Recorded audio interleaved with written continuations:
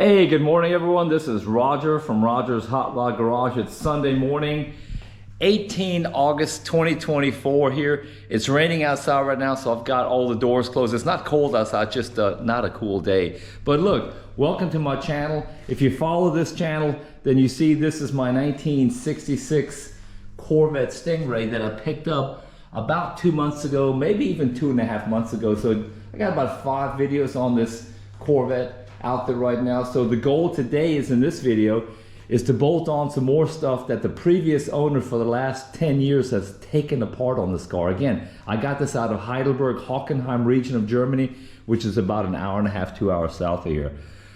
I'll be go ahead and putting on my spark plug wires. I got these in black. That's just me personally. I don't like the, the red or the purple or the pink or the yellow. This is the HEI Chevrolet distributor I put in here.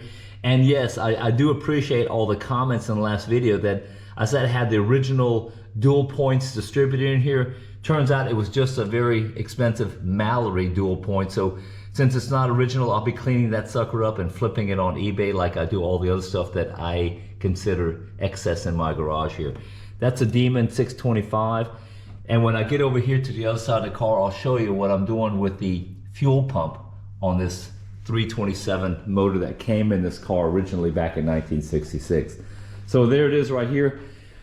I'm not saying this is the original fuel pump, but one close to it because it's got the input right here, came up and it goes to the fuel tank line back this direction, and here's the output.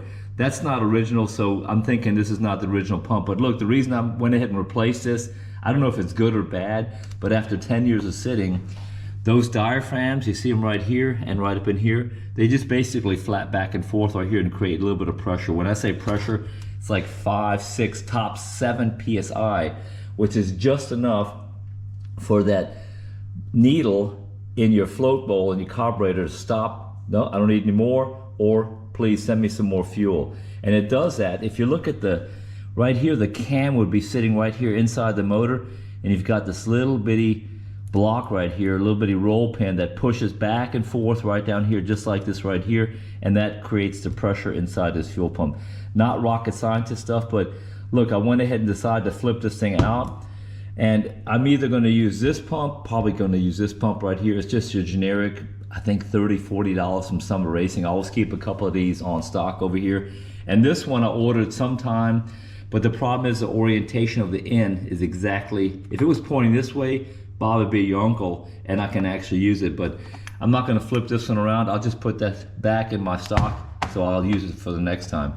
Now, me personally, what I always do, I grab myself new fuel line. This is actual fuel line right here. It's actually rated for 300 PSI. Like I said, I don't need that. I need 5, 6, 7 PSI, but the most important thing is it's fuel line. And don't be using any kind of radiator hose or vacuum hose, because the gas will eventually eat through it. Now, what I always do is I add a nice little gauge in here. This one is from Marshall. These are about $15 a pop. You can see that it's actually oil filled, so it doesn't get the vibration going on it. Because if you put one of these in here, you can see whether your fuel pump's working, whether you got enough pressure in there, and whether you have gas in your car or not. And again, I put this little fitting here. This one's out of stainless steel off of eBay. It's good quality. And I'll screw that in right here, and then put it in the line, and it'll match on the other side. Now look, I'll go to this other side here and show you what I decided to do last night, right before, well, I wouldn't say right before I went to bed, but about 10 o'clock. Let me see if I can flip this around. There's where that fuel pump goes, way down in there. And again, I got it kind of cleaned up a little bit, threw some orange paint on it, and then got the overspray off too. But the goal is just to put a fuel pump on it, and I'm kind of like preparing myself for success here, because that other fuel pump more than likely is going to leak. And that line that I was telling you about, where is it? There it is, right down underneath there. You see that line right there? That's coming from the back of the car from the gas tank, which I haven't got installed yet, but I might just run a cheater can of gas out here so I don't have to install the actual gas tank in the back of the car. Look, let me show you some other things that have been going on over here. I did have Eddie, the Albanian, he is from Albania, painter guy, super cool dude, does super high quality work. Now, instead of me painting this car probably in black or hypersonic gray, that's the new Corvette color for 2024, instead of me painting it, and it turns into this, which, you know, I'm not saying this is a bad paint job. It's just not perfect. And again, that's probably my most expensive, it is my most expensive car I've ever bought. And so I'm gonna have somebody who actually has a real paint booth and has a little bit of experience paint this car. Probably gonna be black, that's what I'm leaning towards right now, although black is a real bear to keep clean and keep all the dust and everything off. But man, black on black in a 66 Corvette, it's just gonna rule. Anyway, that's just my personal opinion. I guess since it's my car, I get to decide what kind of paint I have on it. Now, he gave me a price yesterday, but I covered it up for you folks. I'm not gonna show you what it is, but it's tolerable. But he has a lot of work to do on this car to make it, you know, a really, really good paint job on the car. So what I did is, like I do everything, I just, you know, like here's some notes for next week's drag racing. Make sure I don't forget the grill, gas, sleeping stuff, towel, tickets, passes. You never know, you don't want to drive all the way down there. Oh, damn it, who's got the tickets and the car passes?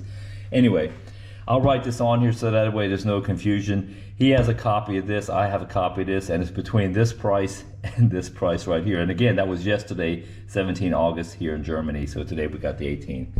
What else can I show you here before I start shutting up here? The picnic table is ready to go for the drag races. There's, hi, how you doing? The picnic table is ready to go for the drag races. That's Top Fuel Drag Race in Hockenheim. You'll see a video on that probably in about 10 days or 7 days, whenever next weekend's around. And if you haven't seen this before, you can click through my channel. This is just, it's just so cool because people love it. I even added a 100 amp alternator to a 1-wire GM alternator, so that way I can drive around all night long playing music out of these speakers. I got a subwoofer in here. I got it raised up right now. It's just loose because I washed this whole thing yesterday. I actually washed my picnic table here. Got my JVC radio up in here, and I've got some new terminology up in here. These are my start button. This is my off button. This is the eject button for the people I don't like riding on here. And here's the Super Boost turbo button right here, if you can see that right there. And then obviously on off, you can charge your phone down here. You can also check voltage. Hold on. Yeah, there it is right there. We got a 12.3 and so forth and so forth. So look, I won't bore you with any more of this stuff. Let me get the wrenching on the 66 and just show you some of that stuff. And again, thanks for watching my YouTube channel. Hang tight. All right, look, this is not rocket science and stuff. This is just that thread sealer stuff that I use and everybody else uses too.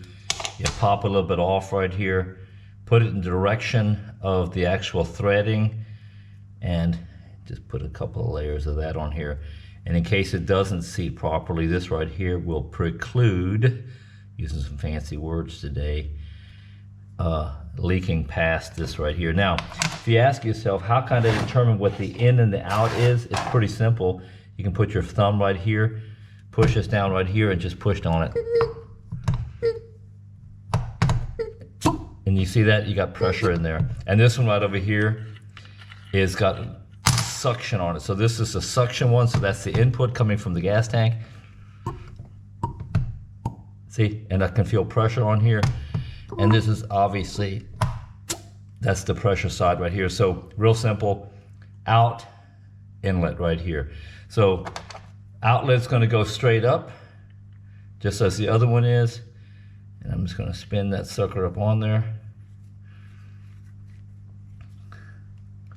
And then that's a 9/16. Now, the question is, that's tight, but do I go one more tight around? If you do too tight, you'll pop that sucker off, but I'm gonna try anyway. I probably did it too much right now, but I'll find out in a second. Yep, I think I'm too far, but I'm gonna give it a shot anyway. That way, I know it's not gonna leak, and I'm almost there. Hold on, come on, baby. Too tight. We're gonna try anyway. Try to get all the way around one more time and face it up the other direction. Okay, I'm gonna make it, that's good. Almost there.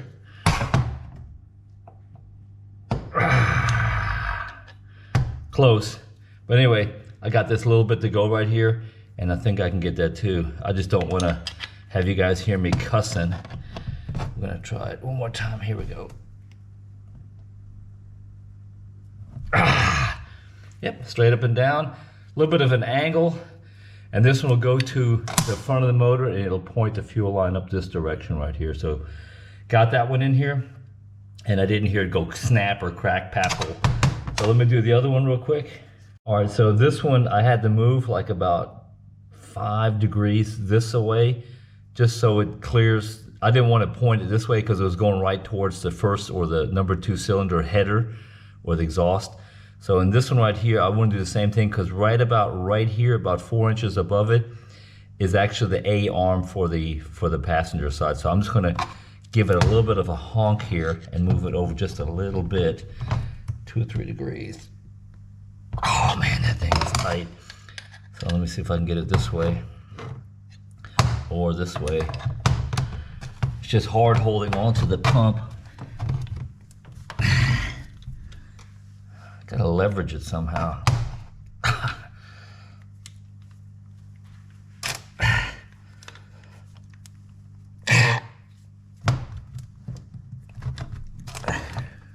Just can't hold the damn thing. There it is right there. So now I put a little bit more of an angle on it right here and that should clear it. Anyway, so look, it's ready to go in here. Now what I do is I take it and I score. See how this is nice and shiny because of the chrome on it? Hold it upside down so you don't get this grit up in here. And I just score that chrome on there a little bit. See like that right there? Get it silver. And it looks like, I can tell you right now just by that, this is some of that China-made stuff, which there's nothing wrong with that because if nobody in the United States is making it, I'm gonna order it from somebody, from Summit Racing. And everything, I'm sure if you get some binoculars in here or microscope, you can probably see written in China in here someplace, but it's all good. So again, just score that a little bit. And that gives something for this RTV to hold on to. And again, although this is the gasket itself, I'll throw a light coat of RTV on the both sides. And then once I get this pump in, I might not film it, me putting it in there, because first of all, it's in a really tight spot, but also there's a lot of cussing because what's hard about here is to get these bolts in right here. It actually goes in this way to get these bolts in here. You have to put pressure on this pump, and these pumps are super tight when they're new. And the other one, it's just a pain in the butt. So I'll get back with you in a second here.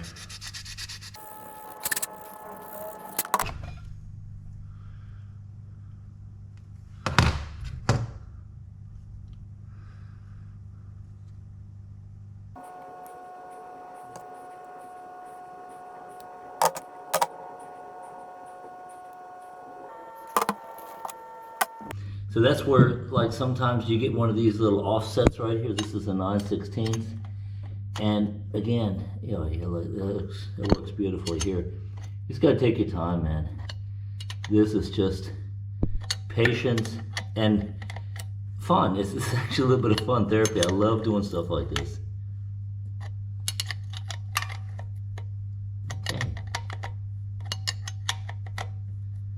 And then as it goes up on here, it's going to get a little bit tighter because that spring that's actually in the fuel pump is starting to tighten up a little bit.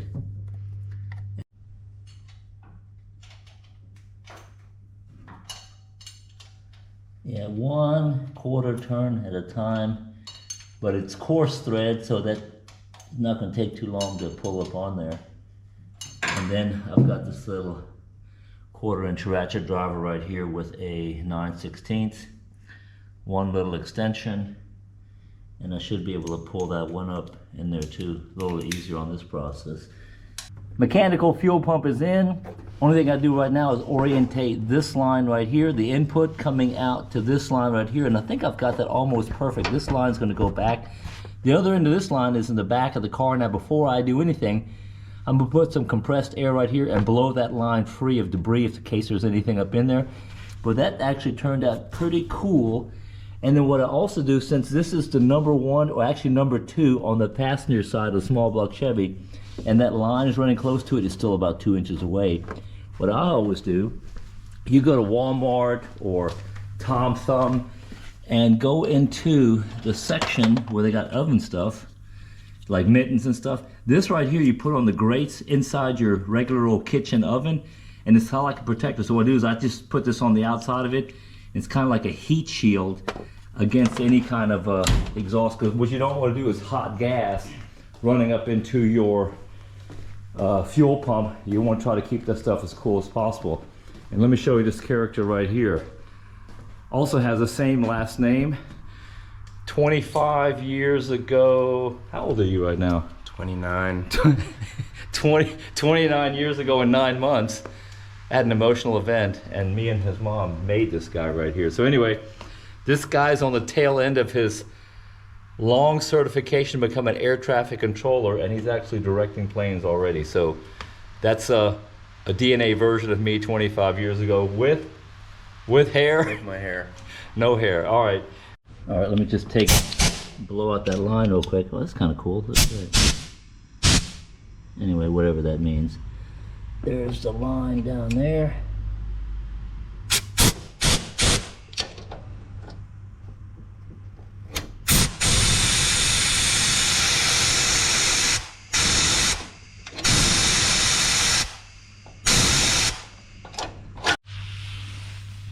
That's that old gas, but it's okay. Got the doors opened up in the garage now, so the smell will be out of here in just a second.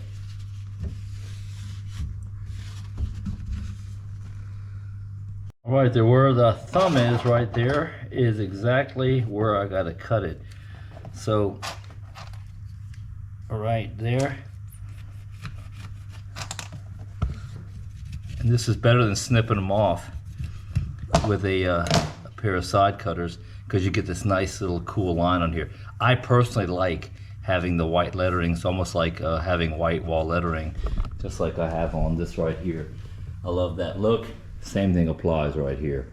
You ever watch those documentaries on Discovery Channel or YouTube, whatever, where they are doing surgery on live people, and they've got those claws that hold back the chest cavity or wherever the hell they're working on? Kind of reminds me of my little bungee cord contraption. Tell you what, all these are just heater hoses, but man, to get all the way down there to my fuel pump was just a pain in the butt. But look, I got it in there. That's what this thing looks like right here. See that, what I was telling you earlier about that stuff you buy at Walmart or Tom Thumb for your stove on the inside so you don't burn the bejesus out of yourself? I've got that down here right now. But look, these bungee cords, ask me how I know when a bungee cord flips off on you. I chipped a tooth because a bungee cord flipped off on me a long time ago. Hold on, let me get this off.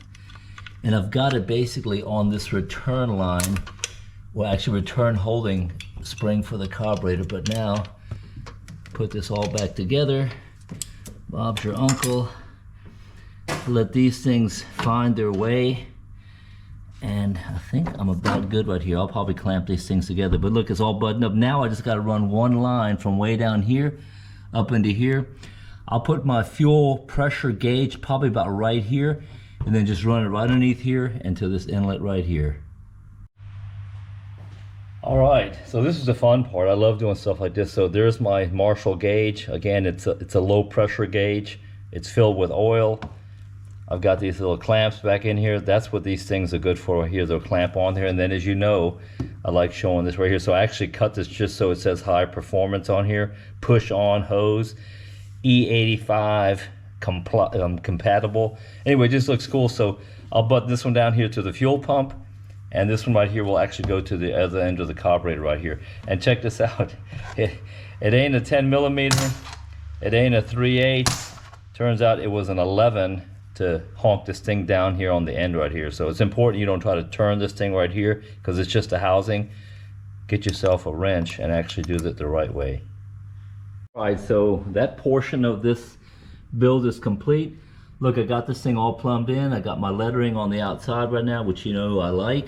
I'll probably build some kind of little holder off that intake manifold bolt way back there to get that sitting just like that at a perfect angle. This runs down here, the word high performance is right there. and it goes down here to the output of my mechanical fuel pump that you just watched me put in a couple minutes ago.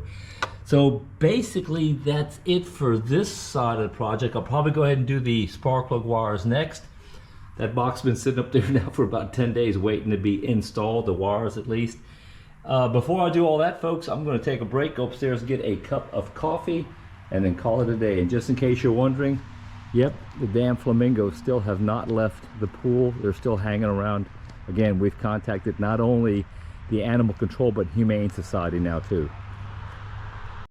Hey, to make sure that coffee tastes better than usual, let me clean up my mechanical fuel pump installation tools and move on to the next phase, which is going to be doing that HEI spark plug wire install. So you know me, I like to have everything nice and clean. So I'll go ahead and clean this phase up and then move over to the next phase, which will be those spark plug cables. All right, hey, I'm back here. It's been about 3 or 4 hours. I had the grandkids over, so we did a little bit of harvesting on the sunflowers outside, but getting ready to do the spark plug wires right now. That's going to be goal 2 of this video. And then so let me grab these suckers who've been sitting over here for like about, I don't know, 10 days, 2 weeks, and just do an unpacking on that. So it's nothing rocket scientist here.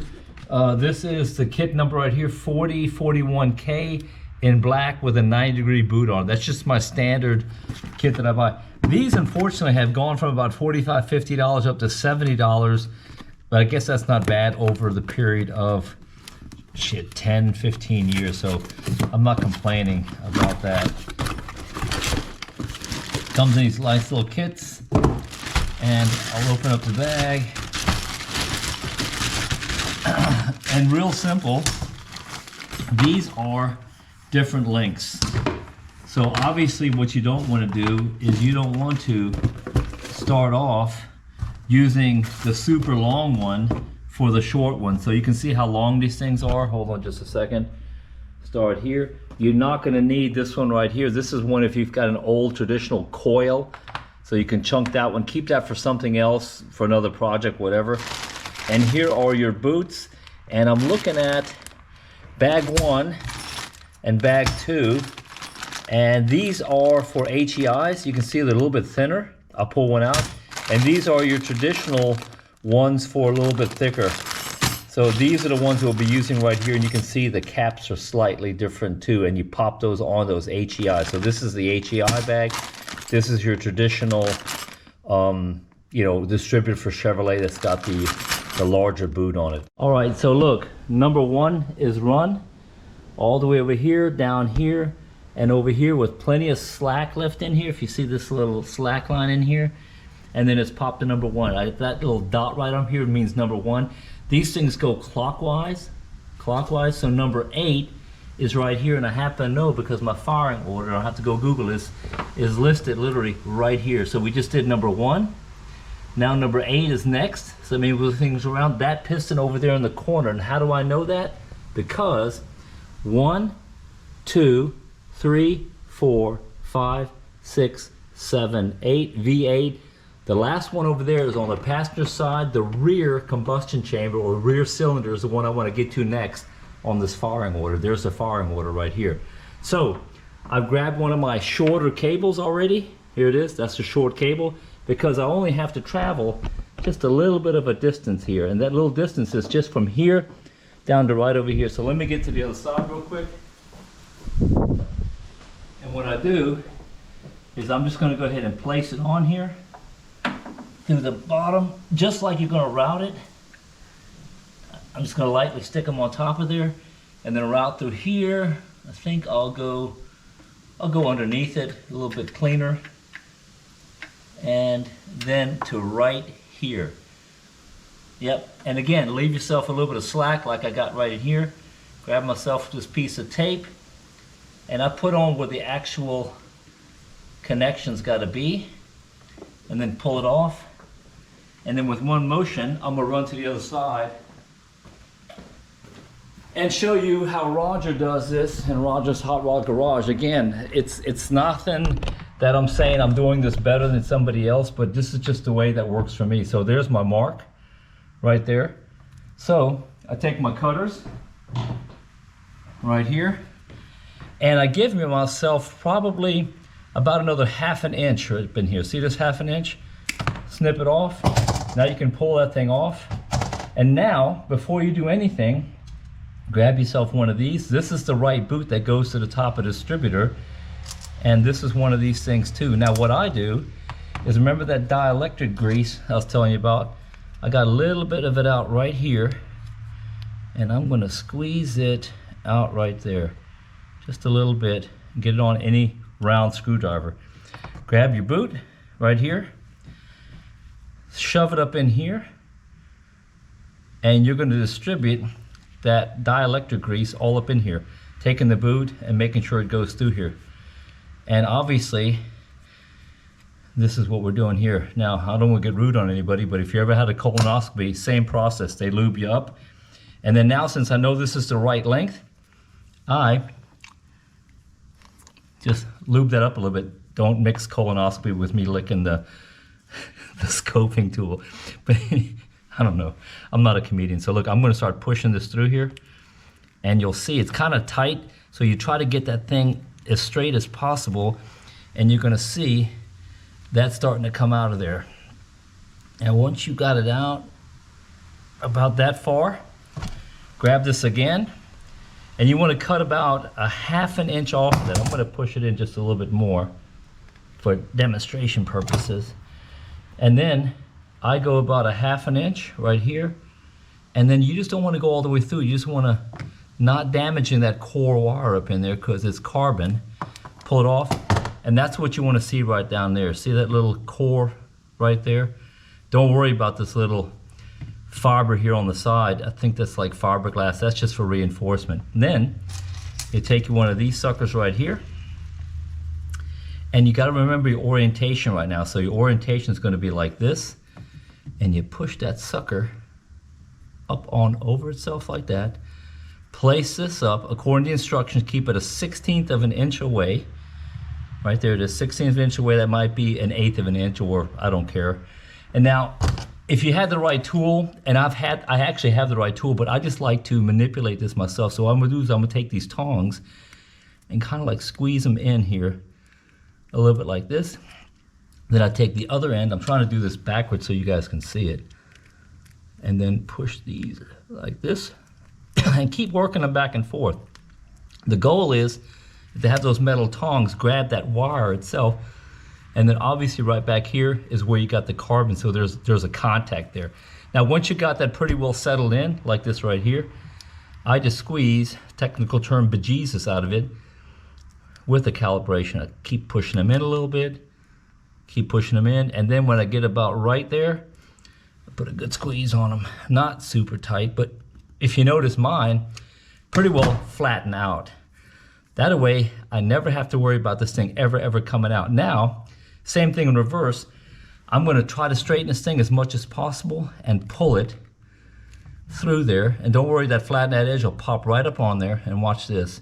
It's gonna disappear on us here, and it's gonna go exactly in that hole right there. See that little hole right there? And that is the top where you plug into your distributor now. Now, while I'm here, I take the stuff that's still left on it right here, and I push that dielectric grease all up in here. Should be enough on here to make it a little bit slide back and forth. Now why? If you've ever been on a small block Chevy that's been in the car for like 5 or 6 years, and you try to pull these boots off and they're, you know, ceramic metal, the outside of the spark plug onto this, it's like, I don't know, a whole lot of cuss words flying to try to get these things off. But anyway, that's just the way I do it. So look, I've got this one complete, and I'm just gonna go install it right now. Pretty simple. All right, hey, I'm gonna go ahead and close this video up right now, so hopefully it's not too long for those people who are still hanging on towards the end. This is what's left over from this kit right here. I got an entire bag one left right here. Again, this is old school stuff. If you got traditional type of Chevrolet distributor, always save this stuff right here. You never know when you're gonna need. Somebody rolls up in here and they got the old distributor on here. You can make them some boots on here and terminate some of these cables right here. Now this one right here, perfectly fine. I take some of this stuff right here and I roll it up nice and tight. Get a couple of these right here, put it in bag number 2, and then put it in your toolbox inside your car So if you ever have a problem with a spark plug wire, or one of your friends has a problem with a spark plug wire when you're like 500 miles away, you don't have to go to Home Depot or Napa Auto Parts or Rock Auto, wherever, to try to squirrel yourself in a solution so you can make it home. This is my trash pile right here. You know, I like to clean up my place after I get done with projects. And then I'll go ahead and close it out over here and show you one little thing in case you haven't been on the planet that long. This right here, this little doohickey, is nothing more than a resistor. Technical term is a ballast resistor. So you come in here with 12 volts, pink 12 volts coming from the ignition. That's your ignition on. And it comes out the bottom end right down here. And that is going to be probably like 9 volts, maybe 10 volts. The reason they did that is because on your traditional old distributors, you have condensers and points, and those should be running at 12 volts all the time. So it knocks it down to about 9 volts, which is plenty for getting yourself a nice little bluish orange spark going down the road. But you actually bypass this on the traditional starting function. And so if you got ignition, when you turn it on, it wants to start off, and as soon as you go back to normal, when it kicks off and it cuts off, you probably got a problem with your ballast resistor or your normal ignition on function of your ignition switch. Just one of those things that I've learned over the many years on the planet. You can actually take this one out. If you're running an HEI like I am right here, take the ballast resistor out and basically take this one right here and take the output right here, splice them to each other, and then someplace down in here there should be a cable. Where is the cable? Here it is right here. And this is what turns out, and this is actually what goes to the HEI Chevrolet distributor right now. These are pink cables. This actually goes to the plus side of the coil. Check this out. Right here is my new Chevrolet HEI distributor. You see where it says TAC and battery on there? BAT, there's a terminal, oh, sorry about that. There's a terminal up underneath here. That's the pin connector, and that's where you put this wire right here. But first, you want to make sure this HEI has a nice solid 12 volts by factoring out the old ballast resistor from the 60s. I think they use these all whipped to like 70, 75 until they started coming out with these HEI electronic distributors. So this has an ignition module in it, a little bit of solid state. There's no points inside of this thing. That's become super reliable. Anyway, one of the best things that Chevrolet ever came up with. So look, let me flip this camera around. Moi here, Roger from Roger's Hot Rod Garage. Like, subscribe, and share if you want to. If not, makes me no never mind. I don't do this for the monetary gain I get from my YouTube channel. But what I do like about this is just sharing information that I've learned over a couple of years, mistakes I've made over many years. And like my dad said, unless it costs you money, or you lose a finger, or smash your finger, or lose an eyeball, you don't learn anything from the process. So that's it from Roger's Hot Rod Garage. Thanks for watching.